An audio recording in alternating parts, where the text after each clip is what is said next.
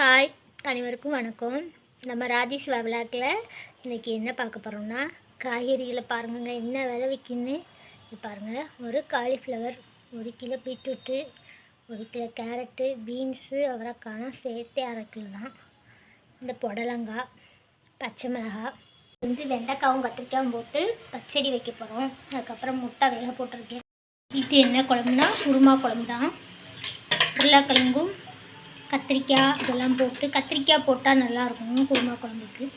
கத்திரிக்காயெல்லாம் போட்டு குருமா வச்சுருக்கு. ரசம், அப்புறம் வெண்டைக்காயும் கத்திரிக்காயும் போட்டு பச்சடி, அதுக்கப்புறம் முட்டையை அவிச்சு பொரிக்க போகிறோம். இன்றைக்கி எங்கள் மெஸ்ஸில் இந்த இன்றைக்கி வியாழக்கிழமை நம்ம மெஸ்ஸில் உள்ள சமையல். அப்பளம் பொரிச்சு வச்சாச்சு. அதுக்கப்புறம் முட்டை ஃப்ரை பண்ணியிருக்கேன்.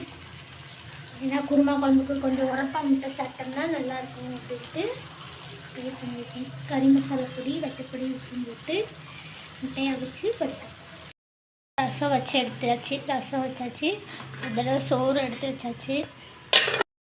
சவுச்சோக்காய் 1 கிலோ, கத்திரிக்காய் 1 கிலோ, கோவக்காய் 1/2 கிலோ, வெண்டைக்காயும் 1 கிலோ, அப்புறம் உருளைக்கிழங்கு 1 கிலோ, பல்லாரி 1 கிலோ, இந்த தக்காளி 2 தேங்காய், இந்த கோஸு இதெல்லாம் சேர்த்து 1000 ரூபாங்க.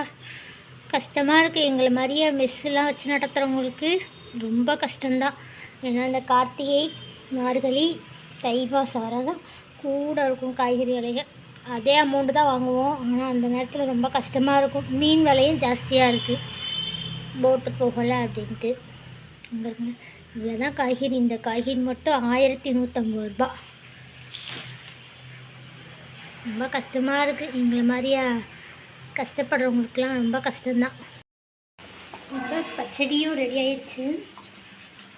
அதுக்கப்புறம் குருமா குழம்பு தான் பட்டுமா என்னன்னே தெரியல. 10 நாள் தட்டுறதுனால இன்றைக்கி இதில் தான் கொஞ்சம் அட்ஜஸ்ட் பண்ணி சாப்பிட்டுக்கிட்டோம். அதெல்லாம் சோறாதான் எல்லாம் வச்சாச்சு. அப்புறம் எல்லாம் எழுதிட்டு இதுவும் நல்லா மடங்கி எழுந்திரிச்சு என்ன தெரிஞ்சுருந்துச்சுன்னா, அப்புறம் முட்டையும் நல்லா இதாகிடுச்சு. அவ்வளோதாங்க இன்றைக்கி நம்ம ராஜேஸ்வரியில் அவ்வளோதாங்க.